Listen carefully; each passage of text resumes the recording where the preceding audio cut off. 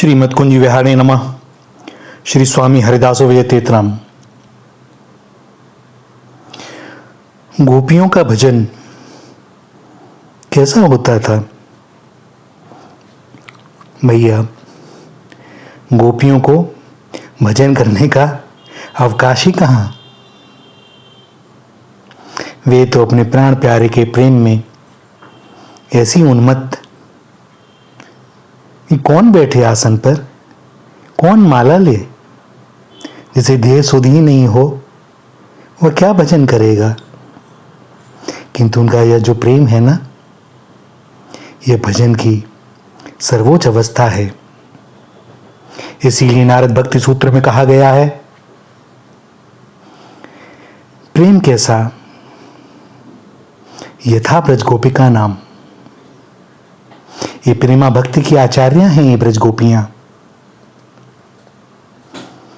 आज हम लोग जब भगवान का नाम लेते हैं तो हमें आनंद नहीं आता उसमें,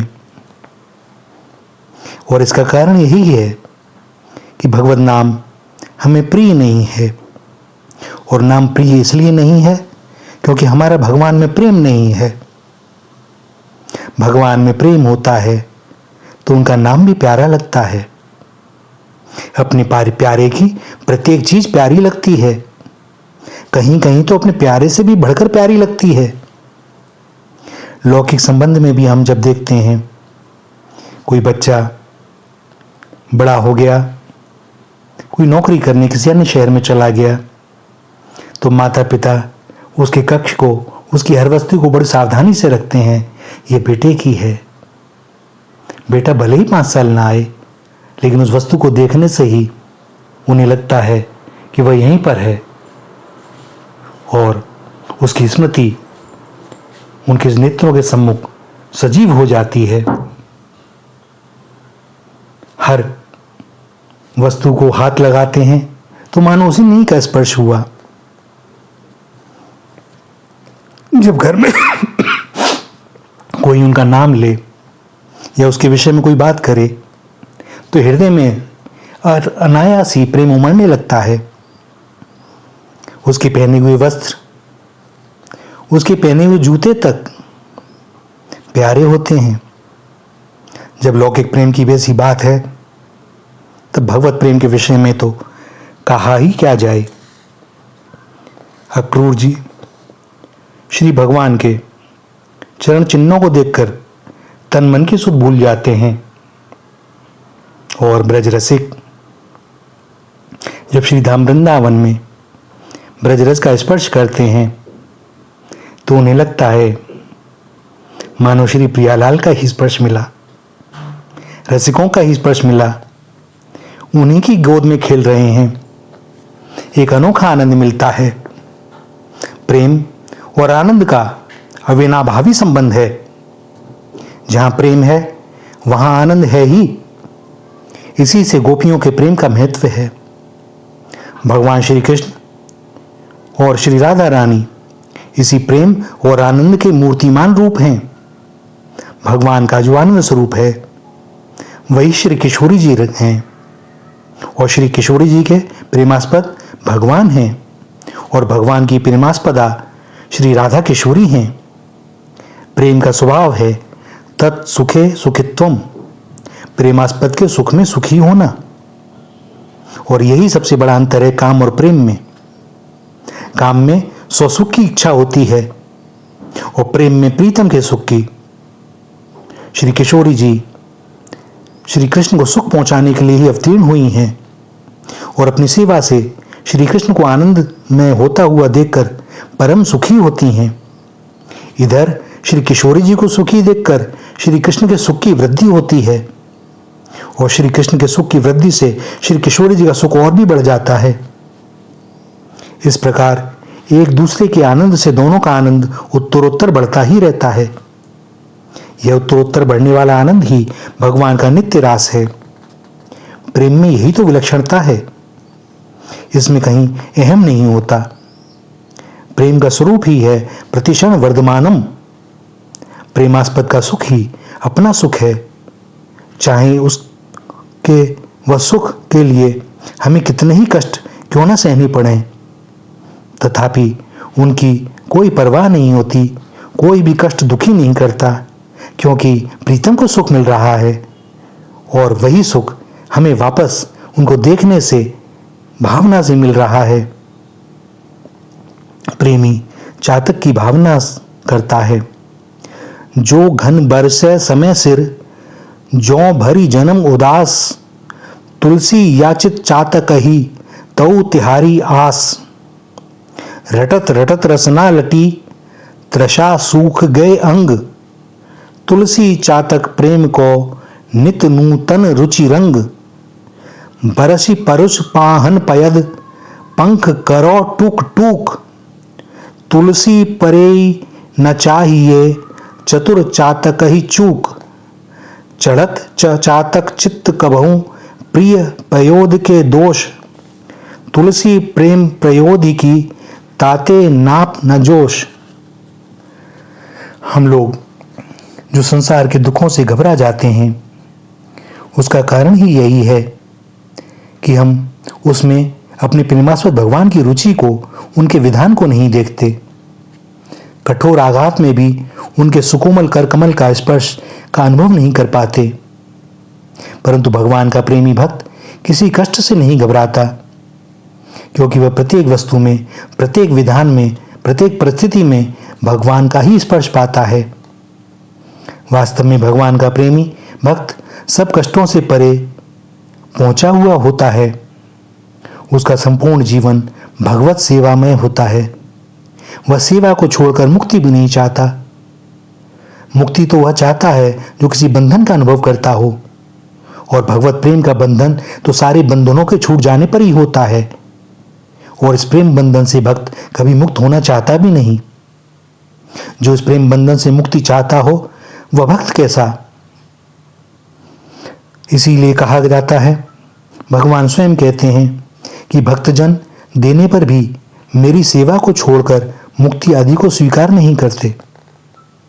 गीता में भगवान कहते हैं, जिनका चित्त मुझ में लगा है, जिनके प्राण मुझ में फंसे हैं, जो नित्य आपस में मेरी ही महत्ता को समझते समझाते प्रेम करते हैं, जो मेरी ही बात कहते हैं, मुझ में संतुष्ट हैं और निरंतर मुझ में ही रमण करते हैं, उन निरंतर मुझ में लगे हुए प्रेम पूर्वक मेरा भजन करने वाले भक्तों को मैं अपना वह बुद्धि योग देता हूं, जिससे वे मुझको प्राप्त होते हैं।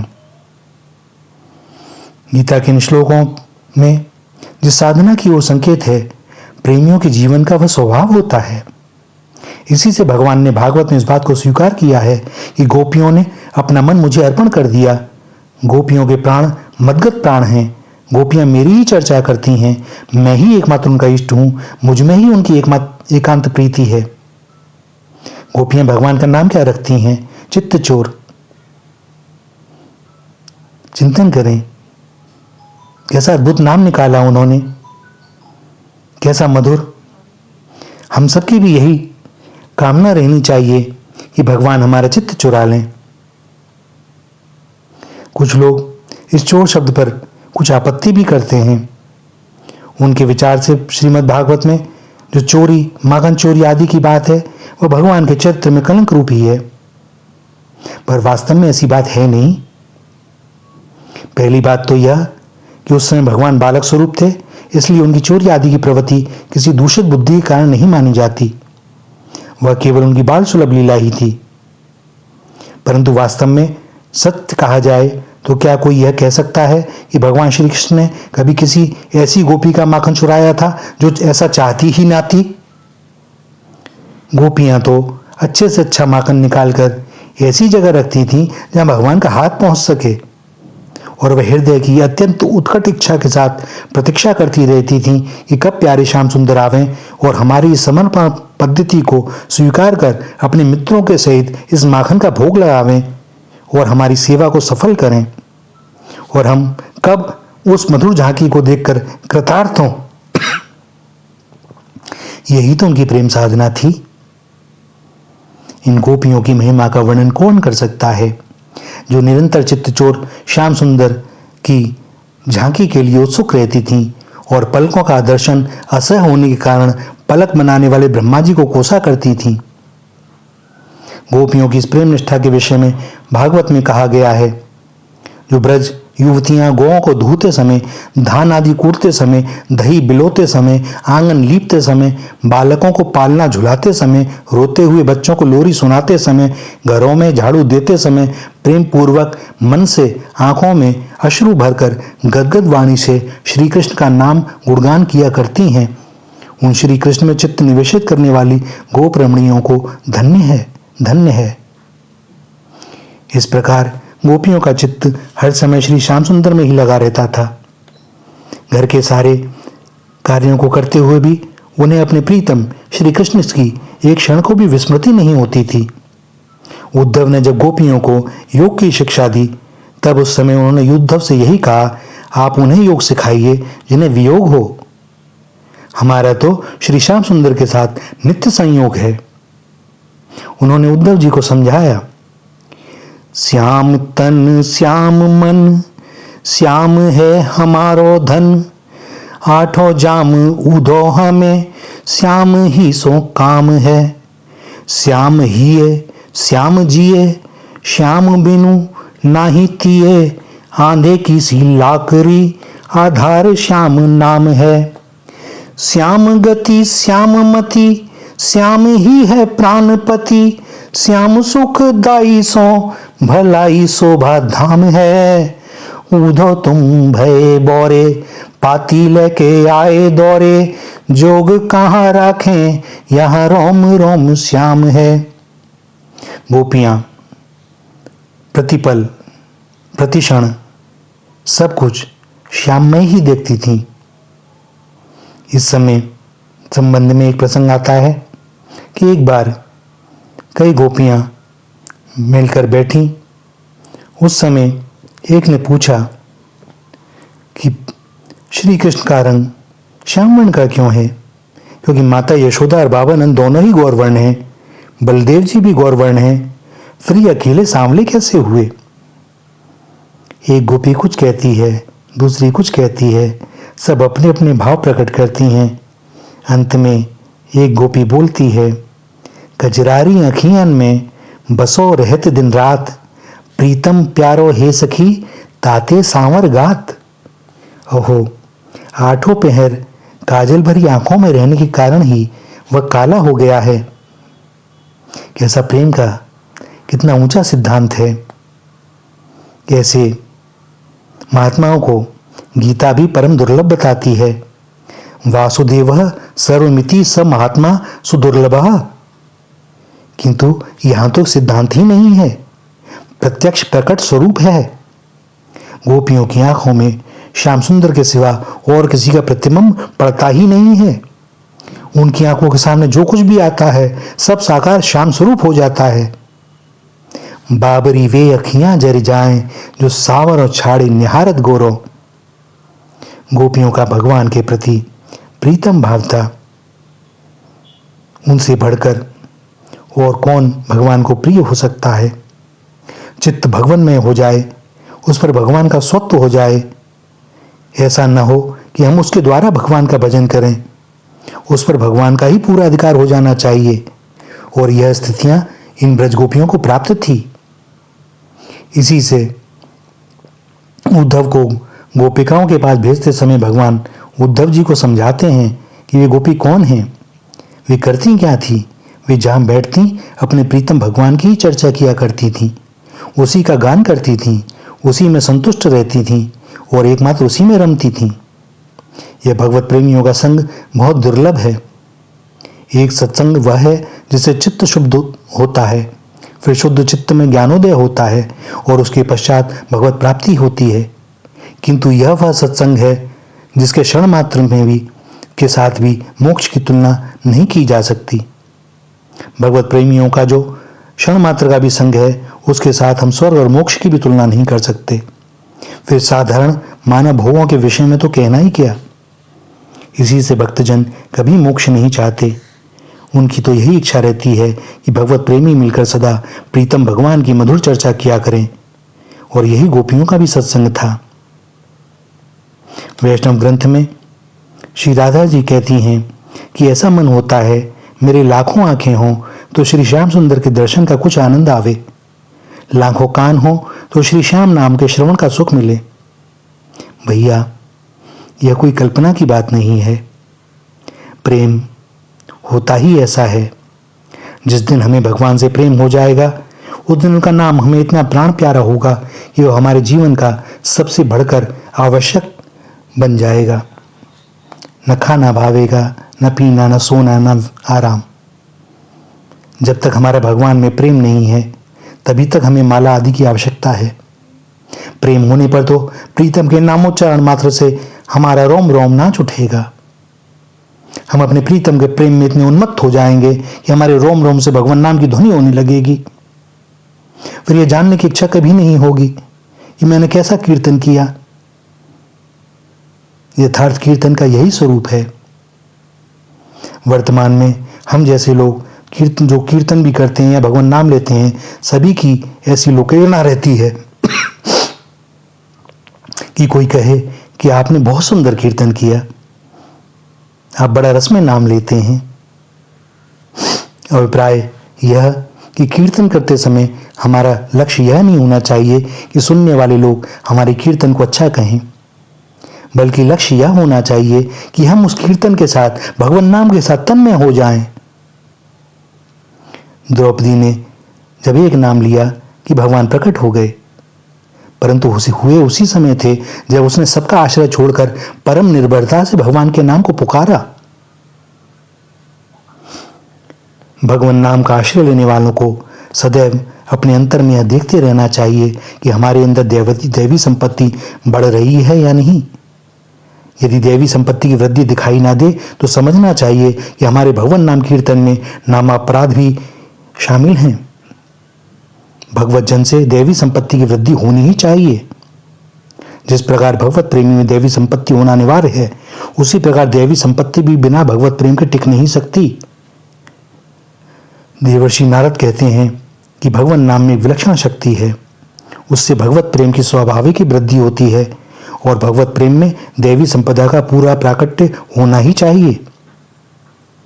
और यदि हमारे साथ ऐसा नहीं होता तो हमें समझ लेना चाहिए कि हमारे भजन में कोई दोष है, अथवा किसी भक्त का, रसिक का या कोई और भगवत जन का अपराध हमसे हो गया है, या नामा अपराधों में से कोई अपराध हम कर बैठे हैं। चैतन्य महाप्रभु के जीवन में यह विलक्षण शक्ति बहुत अधिक देखी जाती थी। बड़े बड़े विद्वान इसीलिए उनके कीर्तन के समय उनसे मिलने में डरते थे कि कहीं उनके रंग में ही ना रंग जाएं। और यदि कोई उनके कीर्तन को देख लेता, उनका स्पर्श पा लेता, तो वह उन्मत्त हुए बिना रह नहीं सकता था। परंतु महाप्रभु को भी बड़ी सावधानी से यह शक्ति अर्जन करनी पड़ी थी। एक बार श्रीवास के घर कीर्तन होता था, उस दिन उसमें आनंद की स्फूर्ति नहीं हुई। तब श्री महाप्रभु जी ने कहा, देखो यहाँ कोई बाहर का आदमी तो नहीं है। इधर उधर देखने पर एक ब्राह्मण देवता मिले जो कीर्तन के प्रेमी नहीं थे। तब सब लोगों ने प्रार्थना करके उन्हें विदा किया। उसके पश्चात कीर्तन किया गया, तब रस आया। कीर्तन के श्रवण से वे ब्राह्मण देवता भी पवित्र हो गए। अतः भक्त को सब प्रकार के कुसंग से बचना चाहिए। हम लोगों को भी इस बात का संकल्प करना चाहिए, अपने आचरण में सुधार करना चाहिए कि हम तन्मय होकर श्रद्धा विश्वास सहित निष्काम भाव से प्रेम पूर्वक भगवान नाम का जप, स्मरण और कीर्तन करें। निष्काम भाव यहाँ तक को हो कि हमें तो बस भगवान नाम का जप और कीर्तन ही करना है, यह भी नहीं देखना कि इससे भगवान भी रीझ रहे हैं या नहीं। सांसारिक लोगों की तो बात ही क्या। जब हमारा सारा प्रेम केवल उनके सुख के लिए होगा, अपनी कोई कामना ना होगी, अपनी कोई चाहना ना होगी, अपने भीतर यह विश्वास होगा कि हमको भगवान ने यह परम सौभाग्य प्रदान किया है कि किसी भी प्रकार से हम उनकी सेवा कर सकें, उनका नाम ले सकें। यह देह भी उन्हीं की है, इस पर अधिकार भी उन्हीं का है। हमें सर्वतोभावेन केवल उनको ही सुख पहुंचाने की चेष्टा करनी चाहिए। और जब ऐसा प्रेम हो जाता है तो क्रिया की तो प्रतिक्रिया सांसारिक दृष्टि से कही जाती है, किंतु यहाँ तो क्रिया से पहले उनकी ओर से प्रतिक्रिया आ जाती है। और भैया सत्य मानना वह ऐसी आती है कि आपको कहना पड़े कि जो दिया छप्पर फाड़ कर दिया। मैं तो किसी भी दृष्टि से पात्र नहीं था, किंतु उन्होंने मेरे किसी भी अवगुण की ओर देखा तक नहीं। वे हैं ही ऐसे। श्री राधा, श्री राधा, श्री राधा।